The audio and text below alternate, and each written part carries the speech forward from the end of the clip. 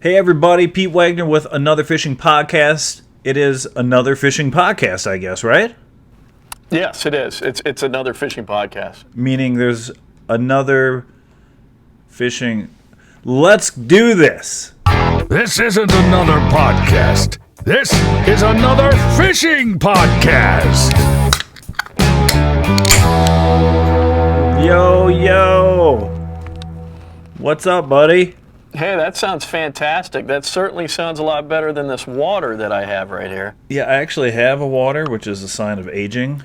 So I have a Sweet Child Divine, Fulton beer, Minneapolis, Minnesota, representing. That's really that's your podcast favorite. It happens to be in my fridge, which the fridge that's nearest to the podcast station, if you will. Sure. So, that's just kind of what dictates my podcast beers, and until those run out, I guess it's my favorite. But definitely a sign of aging is I have to drink a glass of water while I'm drinking alcohol these days. Do you have a similar situation going? I don't. I typically don't.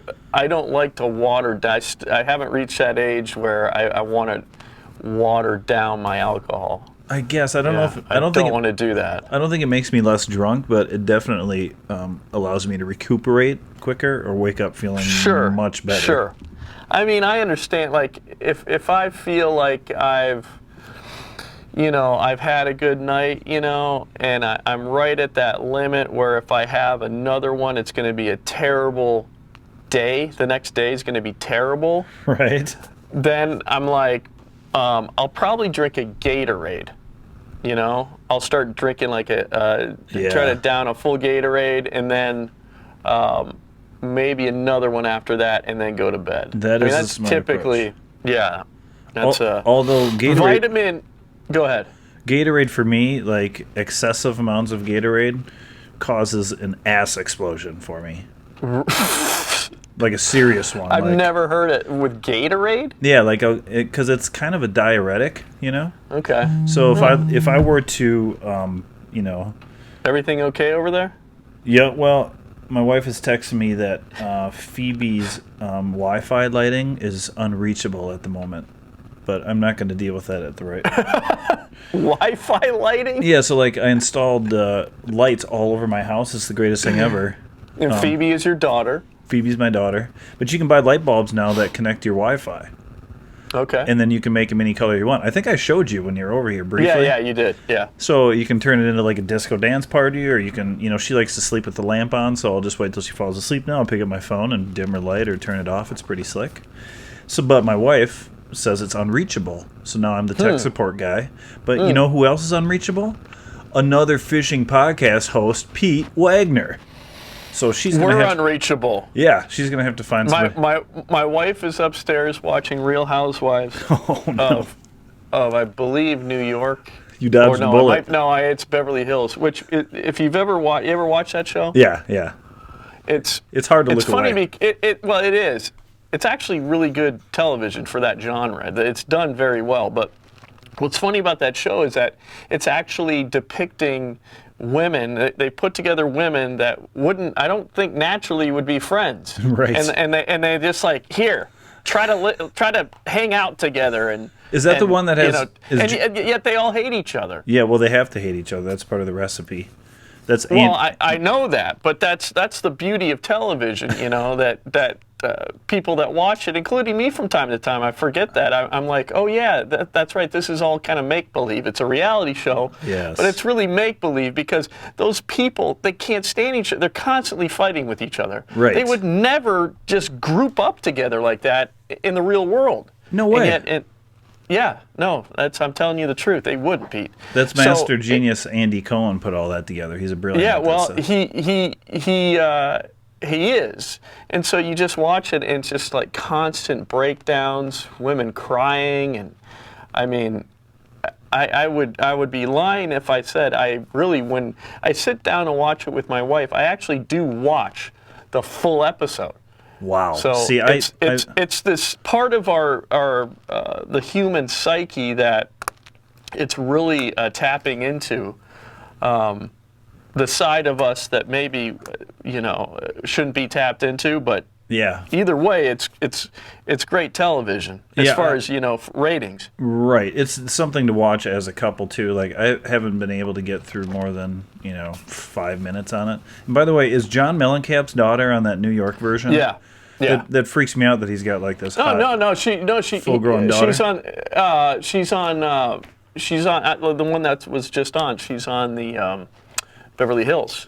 Right. Oh, right. Beverly Hills. And it drives me nuts because he's such a cool guy from my musical past, Uh-huh. And then to have your daughter sort of be on one of those shows. She's got a pretty of all the nutcases on there. She's got a pretty good head on her shoulders. It's a career advancement ploy for sure. Well, it totally is. I hear Howard Stern has the same problem. Like he watches Bachelorette and Housewives with his wife. That's like one of the things they do together, Yeah, and what's funny about those shows, like, I think it's funny about talent shows in particular, is that whose career is it really benefiting? Those talent shows, like The Voice and everything. I mean, if you look, who's the last star that was created, or have there been any stars created from The Voice? Yeah. It seems like it's better for the judges' totally careers is. than the.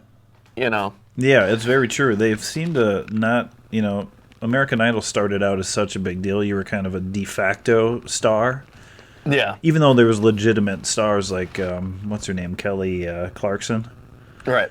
She, and I think there were others too, but that was such a big deal. Carrie Underwood. Carrie Underwood, right. Those are legitimate stars, and I think it's just harder to break through now through one of those shows because there's a lot of them, and for starters, it's a very recipe kind of driven thing, but now you get lost in the shuffle. They used to, but they used to just send all the American Idol like finalists out on a tour, Well, you know what? That's a good segue. Getting lost in the shuffle. There's so much content out there. There's so much competition potentially, is what you're saying with talent shows. Well, we can bring this right back because we are supposed to talk about fishing a little bit, right? You don't think people want to hear about Housewives of New York all night? I mean, possibly.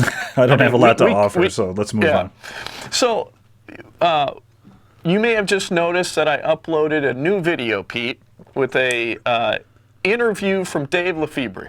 I literally Yes, I literally just noticed this before we jumped on, so I'm interested to hear this. I got that sucker up. It was not easy. I had to jump through some hoops just to pull it off because my mom had to get a tooth removed today, so I took her to an appointment to have that done. But anyway, one thing that I was really impressed by is, have you ever used the YouTube, the app on your phone, the YouTube, what's the name of it? I can even look on here right now. So, YouTube Studio? Yeah, YouTube Studio on the phone, Yep. the mobile. Yeah, well, on the there's machine. a lot. I mean, yeah, on the handheld machine. On the phone machine? Yeah, whatever that is. So you can do a lot just even through mobile on that thing. Mm-hmm. Like adding thumbnails, title, description, tag. It's pretty awesome. So I did a lot of that while I was waiting for my mom to get her tooth pulled. But then I came home and I made a thumbnail, and I'm getting better and better at thumbnails, man. And I think thumbnails and titling is like pretty crucial on YouTube. Right. And also, just being efficient at it is the other thing too. Totally. Yeah. And I know you use a different YouTube thumbnail creator. I'm using Pixlr X, which honestly for free, it's just like through the internet. It's free. I'm super impressed by it. Super impressed by it, and it's really easy for a dumbass like me to figure out. So I've always been that's the one. That one isn't a app, right? It's within a browser, or is it an app? Yeah, it might be an app too, but I type in Pixlr, .com or whatever, and it comes up. Yeah, anybody out there that's got a YouTube channel want to up their YouTube thumbnail game, check out Pixlr, Pixlr.com. Great free way to make all kinds of different like graphics, but in particular thumbnails. So been doing that. But so I did an interview with Dave Lefebre last week, I was in Arkansas for a Major League Fishing event, and Dave was the one who enlightened us to YouTube. And so I talked to him about how that all happened, how he was a fan of ours, like one of the first fans. Right, I remember this. And he's a fisherman, right? He's out there. Yeah, he's a pro bass fisherman. Yeah. So he's from Pennsylvania. And so we just talked about how he got to know us, how do you figure out, how do you find another fishing show? But then also we went back to when he first talked to me about YouTube, enlightened me about it. Like, I was blown away by everything that was happening on YouTube, and that was like 3 years ago.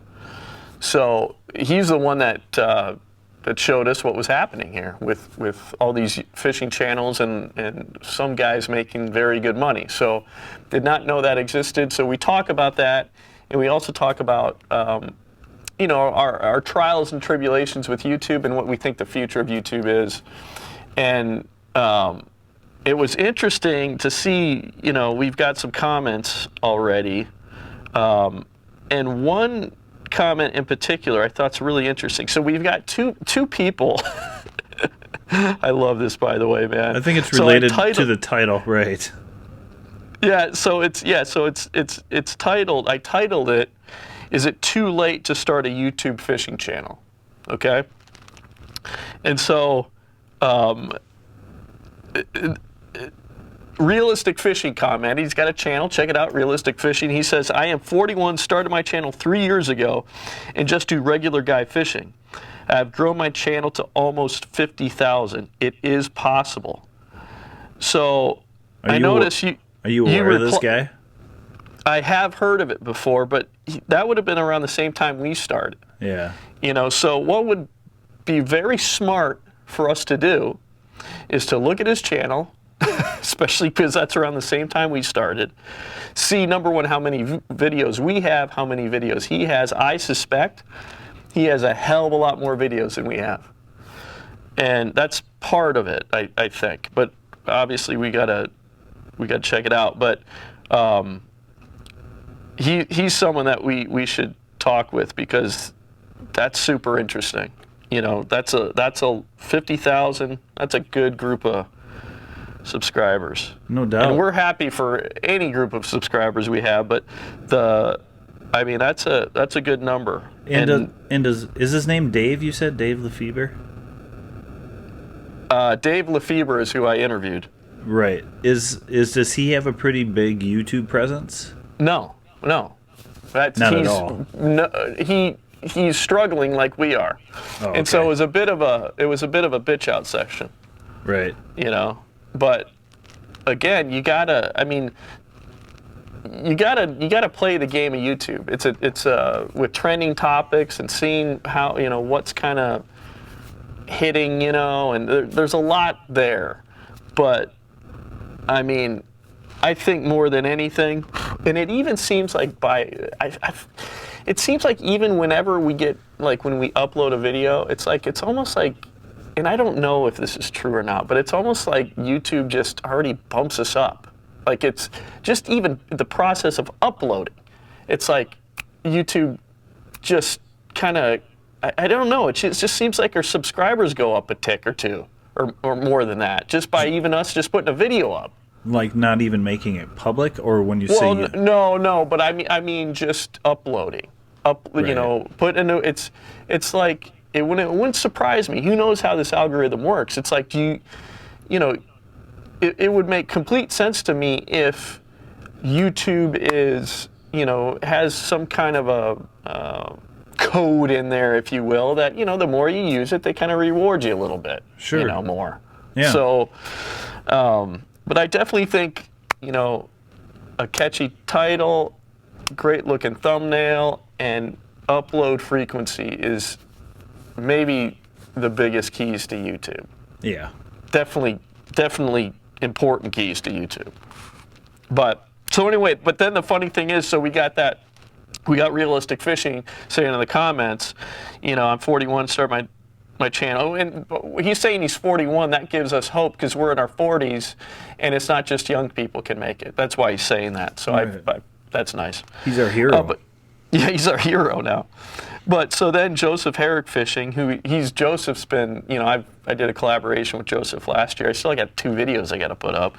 But Joseph commented, so my title is called, "Is It Too Late to Start a YouTube Fishing Channel?" And Joseph Herrick, all he says is, "Yes." Yes. And then Peeling Line, another subscriber, and imagine has a YouTube channel, he also says yes. So, just defeated YouTubers. I wonder how many. Yeah. It seems like half of the population of the United States is a defeated YouTuber.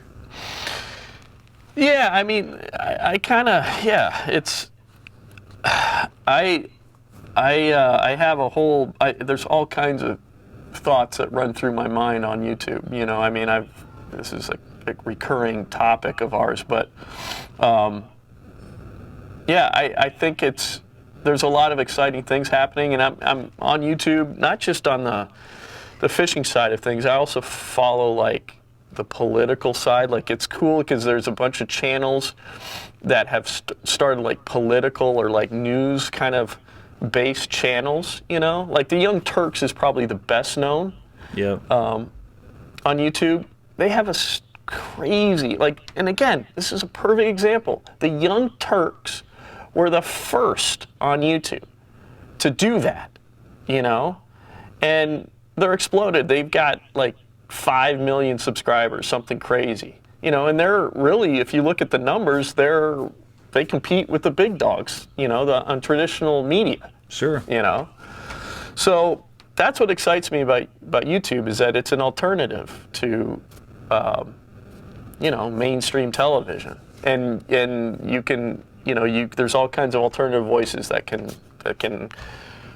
grow an audience. So same is true with on the fishing side of things. It's just you gotta play the YouTube game right.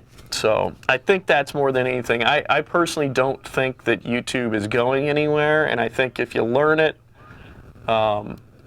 you learn how to play within that realm, you can do very well still. That's my personal belief. How long did you talk to Dave then? Is that like a 15, 20-minute chat? And 19 minutes. And that's what mostly you guys are just covering, where YouTube is gone between the time you first discussed it to where it is now? Yeah, so Dave did a test, right? He had 150 friends. He talked to 150 of his friends. I think that's the number that he told me. Talked to 150 of his friends, and he said, "Okay, what I want you to do, I'm going to put this video up, and at this time, right? And I want you all, they all agreed to do it. Watch this video at this time, and then text me back that you watched it after you watched it, right?" Well, what he says is that 150, and I'm probably botching this up a little bit as far as the exact numbers, so be patient with me on that. But he said that of 150 friends, there's only it only registered 75, 50, or a 75 or something. So I don't know. I mean, I've had our videos, I've noticed. There's been videos that I've actually seen the counter go down on our videos. Yeah, I've seen that too.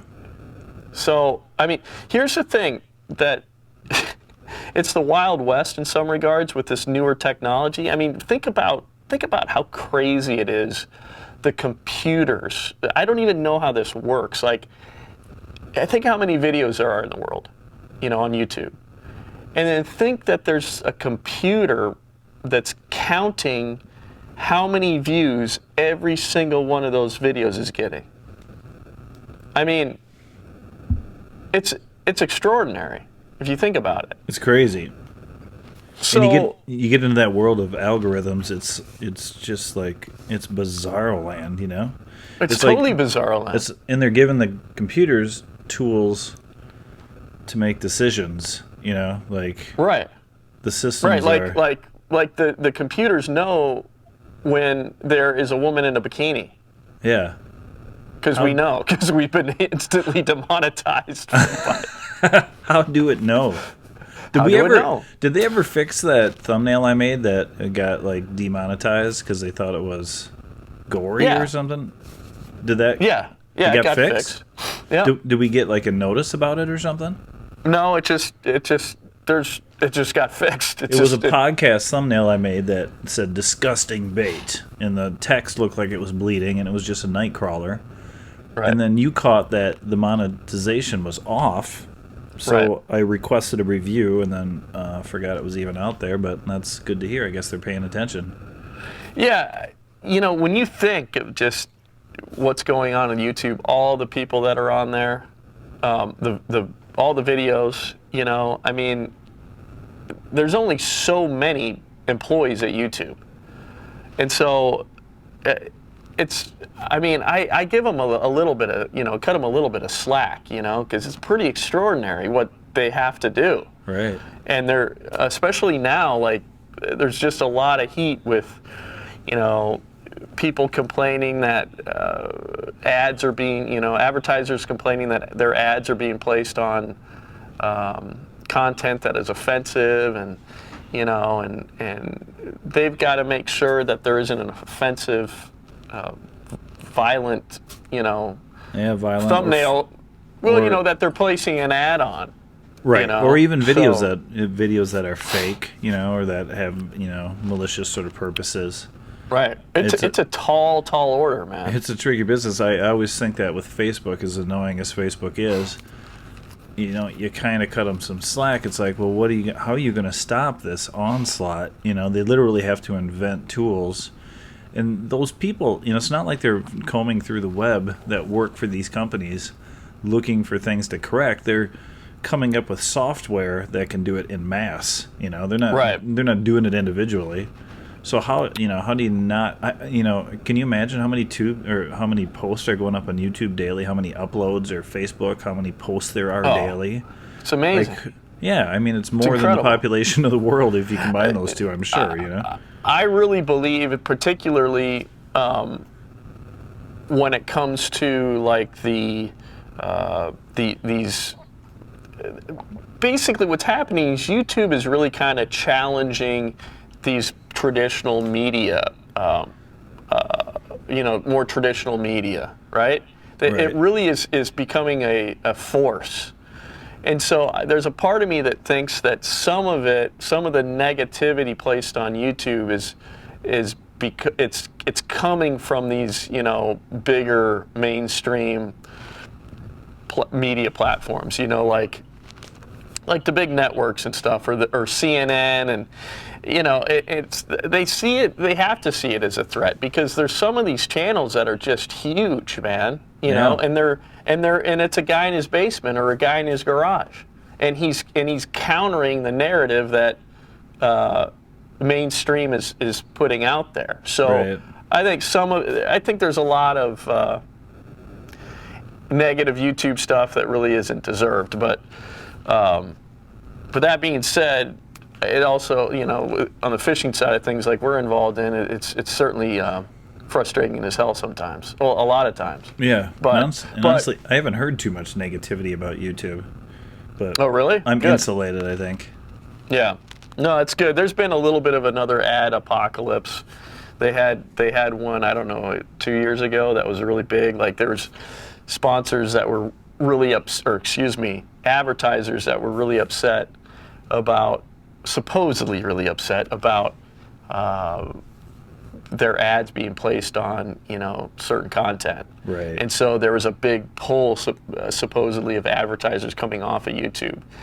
And that kind of happened again, I think, recently. But here's the reality. As long as there are the number of people on YouTube that there are, there's always going to be advertisers, dude. It's such a huge platform now. So they can bitch and complain, but dude, if it's got the people, they're always going to have advertising. I don't care, man. Coca-Cola is going to be like, well, there's a lot of people there. We'll figure something out, You know what I'm saying? Like, it's just wherever there's consumers, there's corporations right behind them. Yeah. That will never change, Yeah. So they can act upset. Sometimes they have to act upset because somebody complains and then makes a big stink, and then they're like, we are going to make a showing of how much we care about our customers, but they always come back. As long as there's people, there's corporations right behind them. Well, I think too, you've got a whole generation now that's grown up on YouTube, and YouTube's never not been a legitimate platform. It's not like, for us, it was like YouTube was like cat videos, right? Like, it's now, YouTube's like CBS or NBC or, ABC, CNN. It's totally legitimate, and it's giant, dude. And so that's why I just keep on kind of, plugging away on what we're doing too, is because although I think we need to figure out something because we're growing too slow. But I still feel like this platform's where it's at. I really do. Yeah, no, I have no doubt about that, because you look at the options and there's there's no other options. Yeah. So this is the way it works. It's like, here's the thing. I'm holding up, Pete, an In Fisherman magazine, which this is the old media.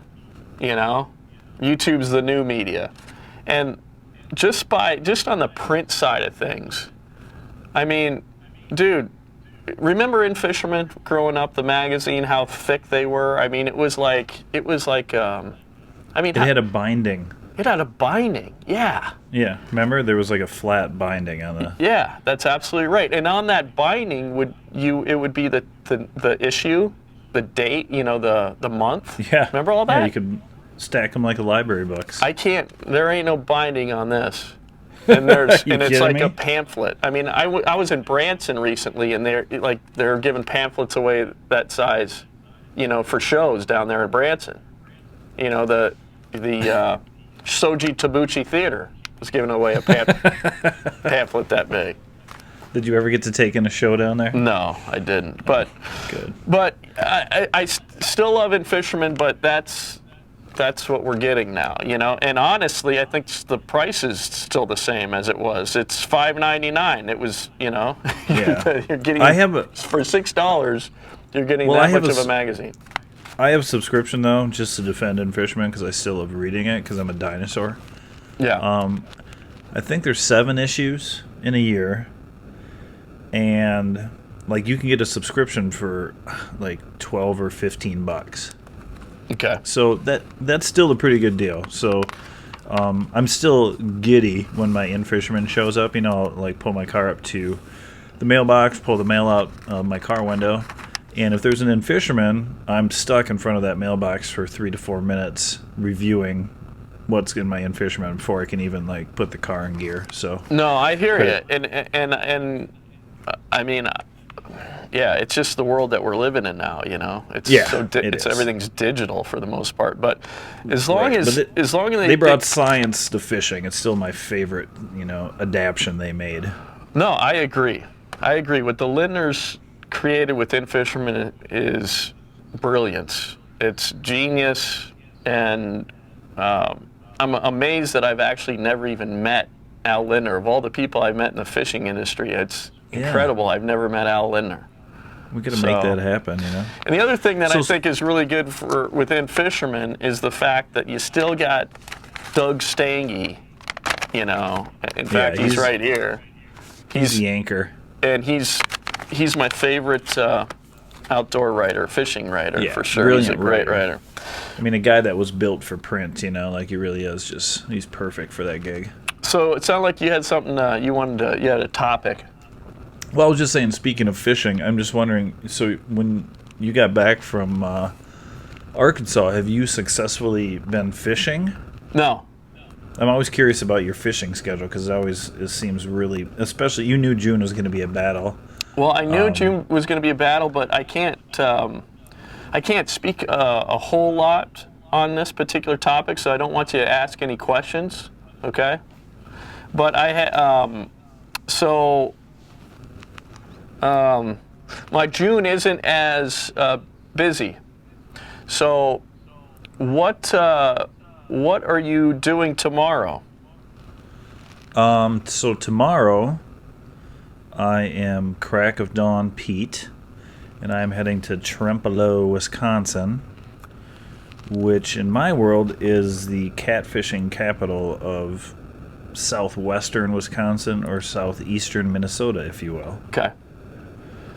So, and I did this a couple times last year. I haven't got to go back. Trempealeau is a little town not far from Winona. I have to go through Winona on the other side. It's about an hour and 20 minutes. So you're going me. catfishing tomorrow? I'm going catfishing, daytime catfishing. I can't go too far into the night, and I probably won't get there till the sun comes up. Yeah, we don't have a dog sitter for tomorrow, so what I'm gonna do is I'm just gonna go fishing on my lake in the afternoon. I gotta get all my gear like ready, dude. Like my bass fishing gear is all like I gotta put new line on the reels, and What? Who does that? I do. I'm a bass fisher. I don't do it for the sucker stuff, but as a bass fisherman, yes, man, I'm a pro. Don't you have braid on there? One of them has braid that can stay, but mono I think I'm gotta, all braid now. Oh. But yeah, so I'm pretty much all braid. I was going gonna say if you were gonna do like if you were gonna go catfishing, into the like afternoon night, I might be able to pull it off, just as long as my dogs aren't alone for too long. But right. If you're down there and can't do the night, then it ain't gonna work. But I'm just excited. I'm gonna go fishing. This is too far from you anyway, because it really is. It's like almost to La Crosse, Okay. But so you going channels or what? Well, whatever. But the best part about Trempealeau, Wisconsin, is that my favorite bait and tackle shop maybe I've ever visited before, and it's called Fat Cat Bait and Tackle. Oh, I like it. Yeah. So it's a not exclusively, but I would say 50% of this beautifully put together, super clean, well organized, high quality rods, reels. You don't always see that in baits, shops. Usually they kind of get a little cheesy on the actual fishing gear. Right. The catfish section, the bait selection, because you get to Wisconsin, the bait is incredible over there. Like you can get, live shad and willow cats, and there's a whole bunch of awesome options over there. So, part of my favorite part is just going over there and shooting the breeze with those guys, and they have a fishing club over there, like every week kind of a cat fishing club. Yeah. And it's a big deal over there. So last year, really my goal this summer is I was really disappointed with how much catfishing I did last year. It was outrageous. It was always on my to-do list, and I really love fishing the Minnesota River, but the Minnesota River for me is a long trip, and it's detrimental to actually doing it because, it's from here to there, it's probably an hour 45, but, from when I leave to the boat in the water, it's usually 3 hours. You stop at a gas station, you get to a landing, you don't know what landings are opening. The Minnesota River is still a mess anyway. And the other thing I keep regretting is not learning how to catfish on the Mississippi River, because the Mississippi River is unbelievable. I mean, it's probably one of the finest cat fisheries, certainly in the north.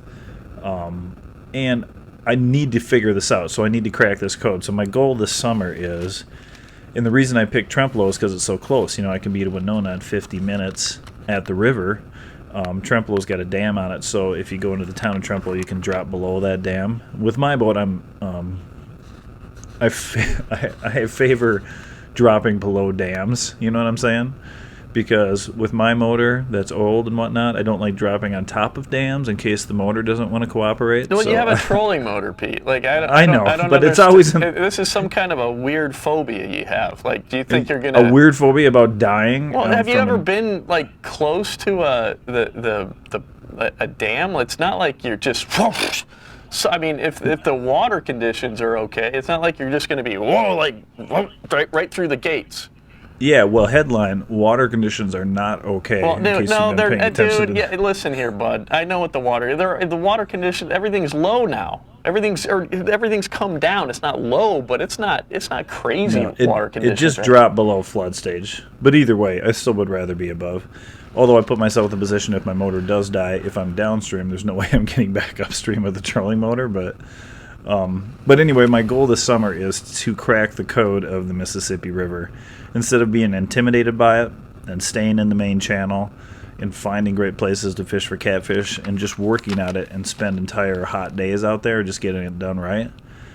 So day one starts tomorrow, so I'm going to stop in there and start picking that guy's brain. And I actually talked to the owner of the shop, and we talked about doing a shoot together sometime, and he was fair game. This was like 2 years ago. Okay. He's like, let me know. Come on over for a weekend. We'll start at like 7, just fish into the night. They all fish out of pontoons. This guy's actually in a wheelchair, so his whole bait shop is set up handicap accessible. He's got a boat, big pontoon, handicap accessible, and he's got, a pretty awesome setup. And you can just sit there and look at the pictures on the wall around there, and there's Indian burial mounds almost right in town. There's this big state park right by it. There's right by the landing, there's a huge pier with an awesome sort of Wisconsin-style bar. You know how they are over there. They're always having a good time. So great place to grab, a food and a beer in the afternoon, because you know how summer fishing is for cats, especially at 1 or 2 in the afternoon. It's kind of a brutal situation. Right. So I'm looking really forward to just starting exploring. I don't have a lot of high expectations tomorrow because I think I'll be doing a lot of, looking around more than fishing, but at least I start to get comfortable with what the scene is and maybe get some ideas from the locals and then just start picking away at them. And I think, we're in pre-spawn for maybe channels too, for sure flatheads, because they don't really start spawning until the water levels hit 80 degrees or something. So right now, you're seeing a lot of action. The river's been high for so long, and I think, high water is always a good thing for catfishing too. So yeah, I'm happy that you get to go fishing. Yeah. But really, I'm not going to be available. You and me talked about getting together to fish the Otter Tail River. Is that what it's called? Yes. Right. So my schedule coming up here is blasted. Like, you're not going to hear from me, or I'm not going to have a chance to do anything from now until I actually see you that day, because this weekend the in-laws are coming to town. My daughter's birthday is this Friday, and I need to start packing for 6 days in the Boundary Waters, which is no small task. Yeah. And I have no idea of even when I'm going to do that. I'm trying to figure out how to, I'm leaving next Wednesday. So I've got this huge mission of getting all my Boundary Water stuff done, but I'm not going to waste tomorrow as a fishing day. And then I'm coming out of the Boundary Waters, and I'm going to drive across Minnesota. Me and Greg just sort of picked Greg and I, rather. I don't know if that's even the right way to say it. I know you're first. I know you're first. Okay.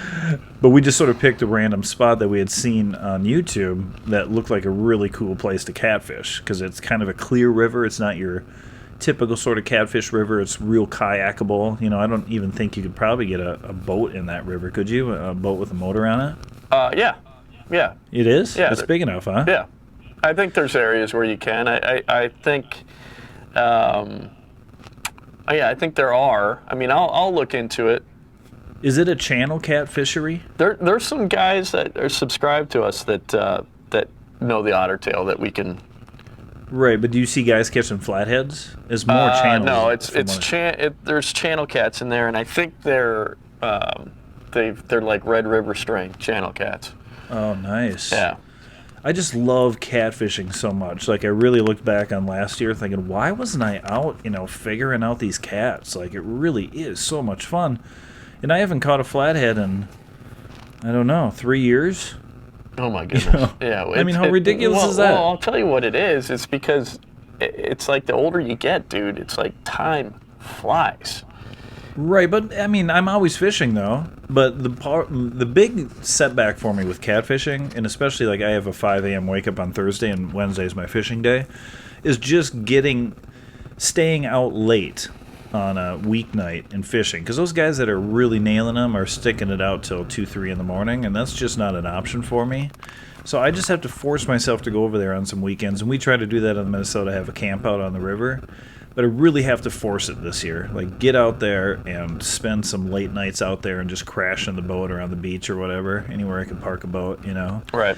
And go after it. So that's kind of my declared goal this year. It's kind of ironic. I'm either fishing for these cute little trout, which are basically right next door to these giant catfish.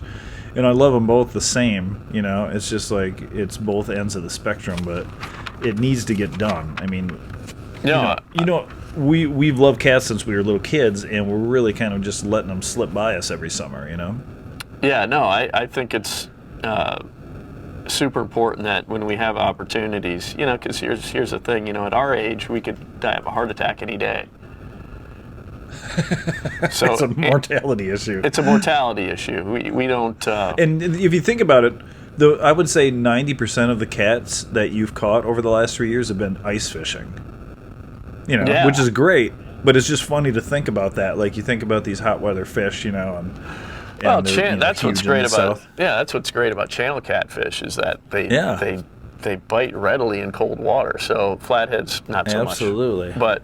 But And I- yeah, and I need to do the whole maybe. God, it's debate. I mean, I live near a river it's you know, full of channel cats. So God, I need to do that. It's a great river. I've all of a sudden I've found myself with some time. So it's we'll make this work. There's definitely going to be some more fishing content coming instead of these podcasts and interviews. You're as close, yeah, right? You're as close to the Otter Tail River as I am to the Minnesota River. You know. Oh, Like, I know.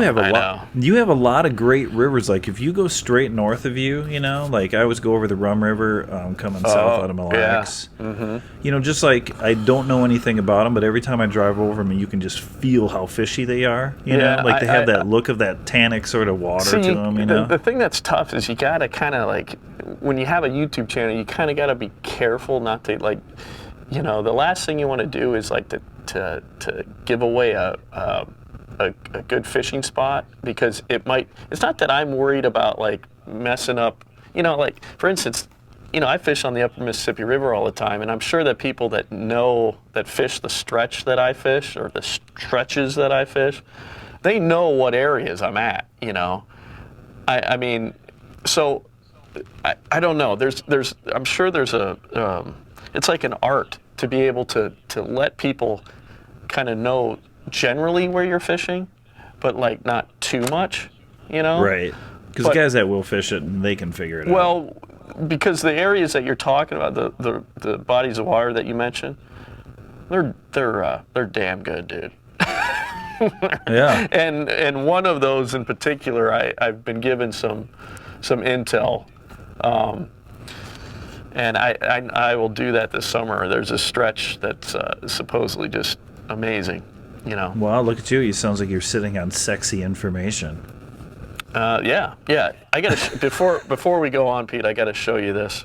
Okay, this is an In-Fisherman article. It's called "The Critter Connection for Largemouth Bass." Okay, and so walleye fishermen are going to laugh at this article too. And I love bass fishing, but the whole article is on how bass like to eat crayfish. Okay, so you should match your lures to crayfish. Bass also like to eat bugs, so you should match your lures to look like bugs. Like here's a lunker hunt yappa bug, and here's a lunker hunt dragonfly. What kind? Oh, a dragonfly, really? Well, and then amphibians. Well, Here is a Terminator walking frog. Looks really nothing like a frog, but okay. Here's a Hale Stanley sidetrack mud puppy. Looks nothing like a mud puppy. And here's a Berkeley powerbait lizard. Really doesn't look like a lizard. In fact, lizards don't swim underwater. At least not the ones, well, there's skinks in Minnesota and they're not underwater. But anyway, skinks, baby. I digress. But then here we go. Birds, okay. Here's the loon color, river to sea. It looks like a loon, the whopper plopper. Here's a Savage Gear 3D suicide duck. You get what I'm going, what I'm saying here. Okay, so I don't necessarily know. No, I don't necessarily get it. I'll No. get to. Hold on. So then there's snakes. Bass will eat snakes, and here are all the different lures that look like snakes. They'll eat mammals too. Here's all the lures that look like mammals. Well, here's something that I'd like to add to this is that bass will eat just about anything. They don't have to, bass will eat anything. In fact, if you've ever seen the Ned rig, you know what a Ned rig is, Pete? I do not. The Ned rig, and I've seen this used in competition on Major League Fishing. Everybody's using it. It's a jig head with a 3 or 4 inch just hunk of plastic. That's all it is. It's just you're familiar with a Senko? Have you ever seen that bait? It's just a. Yeah. So imagine you cut off the first third or the back third of a Senko, right? And then you just put that on a jig head. So essentially the action of this thing is a plastic piece, just hunk of plastic that's just scooting on the bottom. There's no flapping tails. There's no curly tail. There's no, it's all it. And so I guess my point in this is that it's like, what's the point of that article? You don't have. I mean, to me, actually, with largemouth, I mean, there's definitely cases where matching the hatch if fish are schooling, and they can get pretty weird sometimes. But overall, dude, like you don't have to. I mean, no, you saw what I was fishing with on that Leech Lake shoot. Well, especially in Minnesota. Yeah, you can use right. what Pete uses. His. What was that thing called? A slop master? The slop Who even master. makes a slop master? Yeah. Just beat up, half the paint was missing. Yeah, it was like a bucktail spinnerbait. Yeah, big spoon, heavy, I don't know. I kind of get annoyed by articles like that. It's like, I mean, but I got to remember it's that, over the top. Well, here's the thing that you got to remember too, dude, is that, I'm older, and I got to remember that kids aren't reading magazines, are they? You think a young kid's reading this? I don't know. I don't know how to answer that. Yeah, I guess I shouldn't be so cynical as part of it. It's even on like YouTube. It's like, okay. Well, they can read it on their phone. They can buy the magazine and read it. I mean, if you're a young angler or someone new into bass fishing, this would be a fun article. So I gotta not be such a cynic and right. That guy. It does feel that. And if I could, by the way, as long as we're on the topic of lures, I got a couple of great care packages from a couple of lure companies this week. Oh, well, where are mine? What do you think? Another fishing show is just you? Yeah, pretty much. And one of them is Liquid Willow Cat, and this guy is putting out walleye plastics that look like willow cats. Are you familiar with willow cats? Mm-hmm. Yeah, it's a great bait. Right, so they're plastic catfish-looking baits, and then it comes with like a scent, almost like a Berkeley Strike style little tube that's got some real stank to it, Okay. And the willow cat itself, I think, has got some scent because just opening up the plastics, I was like, hello. And they look really cool. And as far as plastics go, I would totally fish with these. I haven't given them a shot yet, but actually I might tomorrow because I might be in some walleye category. And another one is Wapsi lures. Are you familiar with these guys? They're from Iowa. No. Like handcrafted crankbaits, and he sent me like 10 really awesome crankbaits. Now, are these people that are these are people that have? Go ahead. People that have emailed us. Okay. And were interested in sort of being part of the show, and I said, well, we're not really throwing things out there like that, but send me what you got, and I'd love to give it a try. Sure. So these crankbaits look fabulous. Like there's some, they almost look like some of those fat wraps, crawfish style. They're custom. It says custom painted. They're just in bags and stapled on top with like a cardboard lip on top. Do you have them right in front of you right now? I don't have. I thought of it when you started talking about they're sitting in my boat upstairs. Okay. But check them out. It's Wapsi Lures, WAPSI, and not Fat Cat, Willow Cat.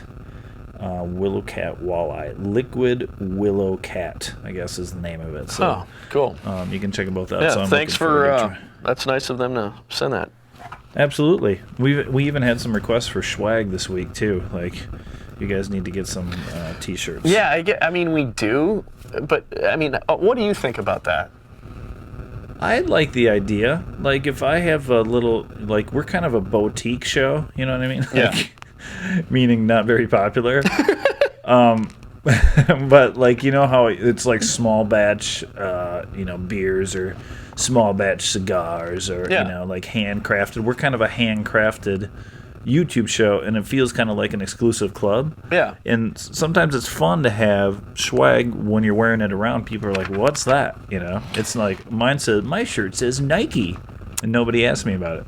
But what if you had a shirt that said another fishing show, and everyone's like, "What? Is that supposed to be funny?" Right, and then imagine this, Pete. So you have a T-shirt. It'd be kind of funny if you had your own T-shirt and it said like Pete on it. It had your name.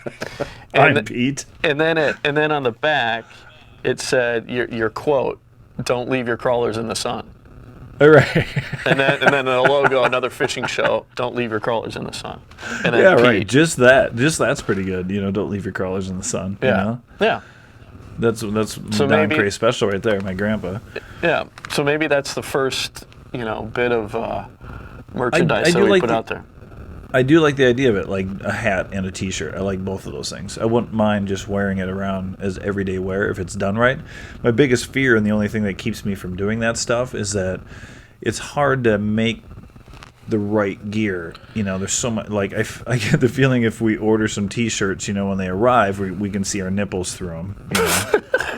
And like what? And then you realize, well, this is a huge fail, and now we have 2 boxes of T-shirts, or 10 boxes of T-shirts in our garage, and I wouldn't wear it, and I do not want to give people things that suck. Oh, I know, so dude. That's you have to get a sample, and you have to verify it, and you have to love it, because it would make me feel terrible to be saying, like, if I got that stuff, I would just burn it if it sucked, Yeah, that's how I feel about it. That's maybe the biggest reason why we haven't done anything yet, is because it's, it worries me. It worries me too. Like I'm really, you might not know it, like by looking at me, but when it comes to like our own, I'm just very protective of everything that we do here, but like clothing, to me, I don't have much of a fashion sense, but I do know like, what looks good. Like I just can't dress myself to look good. But right. But when I see somebody that knows how to dress, I can recognize it. I just can't figure out how to make myself look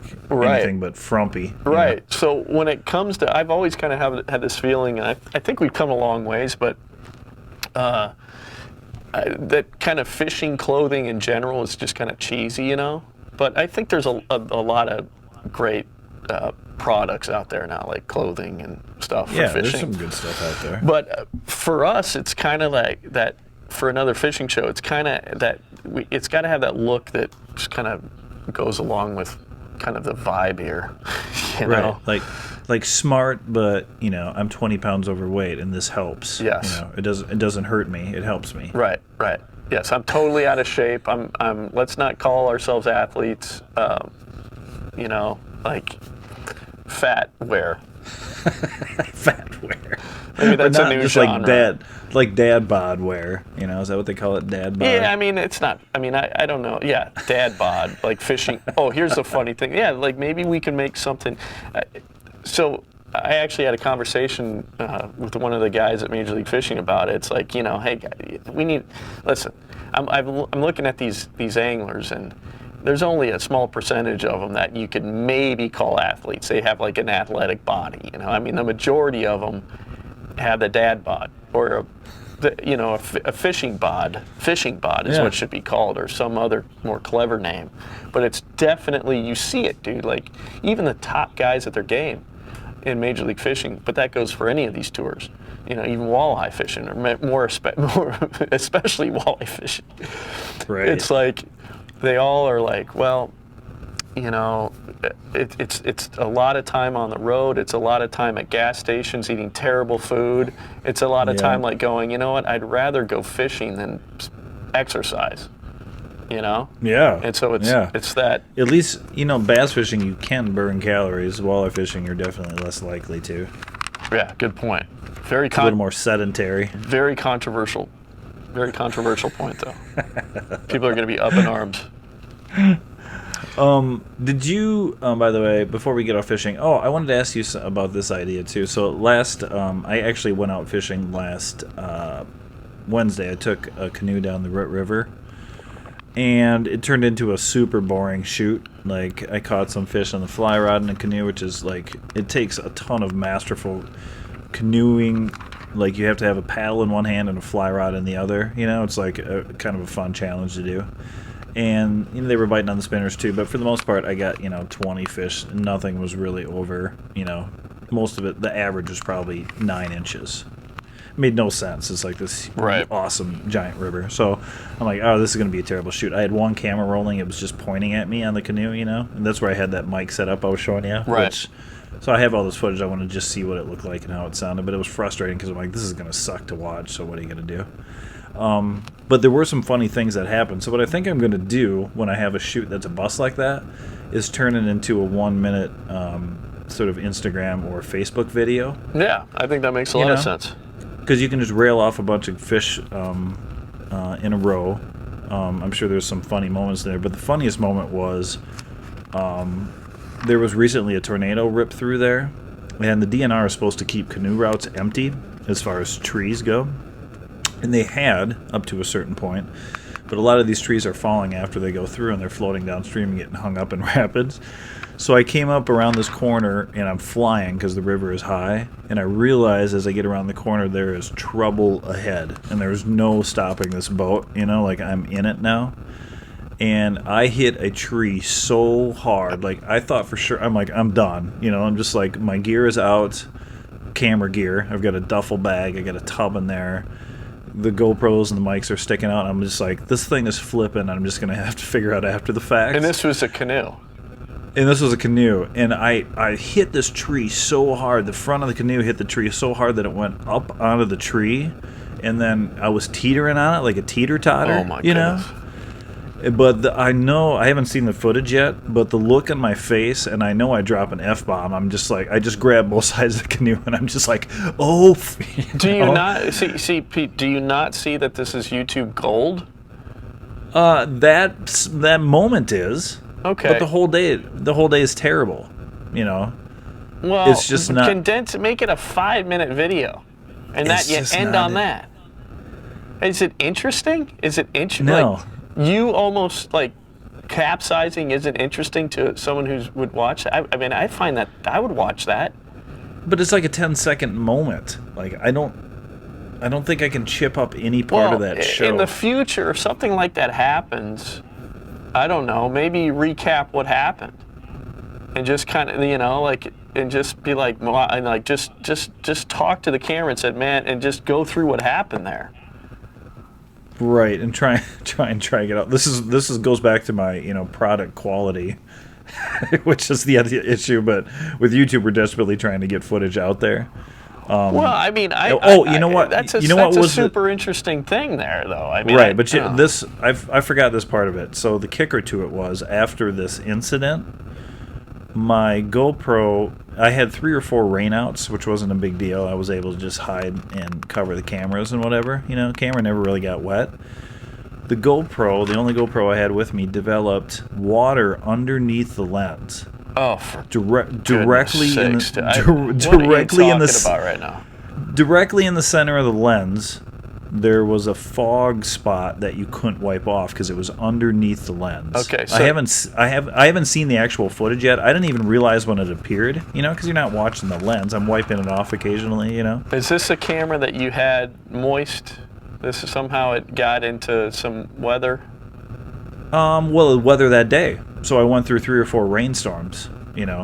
But I had a Ziploc bag with me, so when it would start raining, I would put the Ziploc over the camera and seal it up, But there were moments where, raindrops were hitting the top of the camera, but, it's in one of those, what do they call, the skeleton cases, I guess. I'm using the camera right now. Actually, I forgot about it until we just started talking about it, and it's not there now, thank God. You might want to put that in a bag of rice.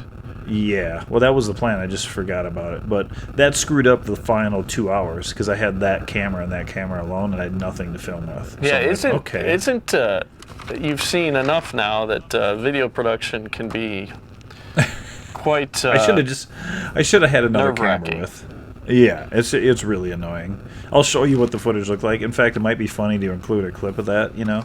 But what I was saying is, and that's why I was like, well, do I just delete all this footage? Because I wanted to see how the mic sounded, my new setup. But I'm like, you know what? I could probably chop this up and make it a funny minute, you know, and then just use that as sort of a social media post. So I think that's what I'll eventually do with it, but it doesn't assist us. Didn't you do another video before that? That was something? Did you have another? Oh, that urban fishing thing? Yeah. Yeah, I just haven't looked at that footage yet. Okay. But I still have that in the tank. And that one's kind of ridiculous too, but that one was fairly boring also. But I want to dress it up as sort of hilarious. There's not a lot of quality fishing. Here's the thing that we're really... So this is... We just bare our souls on this podcast, but if someone was listening to this, they would be like, these guys are terrible fishermen. Well, why would they say that? Because I ran a canoe into a tree? Well, and then you did the urban thing. It wasn't very good. Are you kidding me? Are you telling me that people go out fishing and they hit a home run every time? Are you not? I'm reading a magazine right now where that's what they're doing. I see nothing but people setting the hook. Right. It's just constant. It's constant fish catching. There's constant pictures of just large fish. To my credit, as far as my urban fishing goes, I really pulled out every possible fish I could pull out of that scenario. Large fish pictures. That's all they catch is large fish in magazines. And by the way, I want to say praise in fishermen. This, I believe, is still Larry Topol is providing the artwork on here. Is he? I believe this looks like Larry Topol. I thought at some point you had told me he wasn't. Well, if this isn't Larry Topol, he's doing a darn good job of imitating him. See, you get that magazine back in your hands, you just fall in love with it again. That's what it does, even though it's a pamphlet, I still love this magazine. I still love the organization. Well, bud, I think we need to start wrapping up here because so do you have is the urban fishing something? Is it something? It's something, but I think I mentioned this on the previous podcast. So I was sort of mocking the idea of fishing in a city. I filmed a lot of garbage and graffiti and was under bridges, and it was very seedy, and I was basically in a grocery store parking lot, catching red horse. But by the way, I saw a huge quillback. You can't just catch quillback, but he just rolled right up next to me, and I could see him as clear as day. I'm like, that's pretty cool. I've never seen that before. Mm-hmm. But what I wanted to do was... It takes a little production for this one, but every time I catch a fish, come up with some sort of graphic where it's like urban fishing, and then like a really ripping guitar riff, because I catch like a crawfish, a rock bass, a red horse, a chub. Yeah, it might have been some, But I want it's the only thing it can be is funny because you can't really do anything with it. I think urban fishing is actually. For YouTube, it's a popular topic. It's a thing. So that was the only reason I stuck with it. But this is more work than most actually, because it's the funny part would take the work you do after the fact. Right. Most of the work is in post production, not in the actual fishing. Yeah. Well, so, I think I think urban fishing could be that video. Yeah. That it skyrockets us to stardom. Because listen, our good friends, Northwoods Angling. Okay, they had of course this isn't the best example, but they had a video that really got them in motion. That was the 500 pound. It was a 100-pound blue cat that Luke caught. Okay, so they caught a big giant 100-pound blue catfish. Okay, and that really took off. But then they did a video. I've talked to Jacob about this. He has no idea why this thing exploded, this video, but just a guy with on the thumbnail, just his rod loaded up in front of a bridge, and then the title of it, "Fishing for Flathead Catfish Around Bridges." That thing, it's like, dude, I think it's like close to 1 million views. So yeah. Urban fishing. We had the same discussion the last podcast. Urban fishing, dude. I'm telling you. It could be the one for us that just puts us on the map, Pete. Me filming graffiti about 420 underneath bridges and discussing if ancient Indians had somehow painted that on the rock. Sounds like you were under the influence. I have no comment. But I was extremely bored for most of this shoot. I will say that. Well, that usually translates pretty well for video. Well, one of the best thing that happened though is I did get us 2 subscribers because these 2 kids came rolling over a bridge I was under. Oh, cool. And I caught some sunnies too with Red Horse. But these 2 kids came rolling over a bridge, and then with their fishing poles and their handlebars, like us when we were 10 years old. You're sitting on our Citizen Kane. Okay, you need to get that out. Right. Well, what I'm saying is they rolled over the bridge and they looked down and they saw the GoPro on a tripod behind me, and they're like, "Do you have a fishing channel?" I'm like, "Yeah, another fishing show."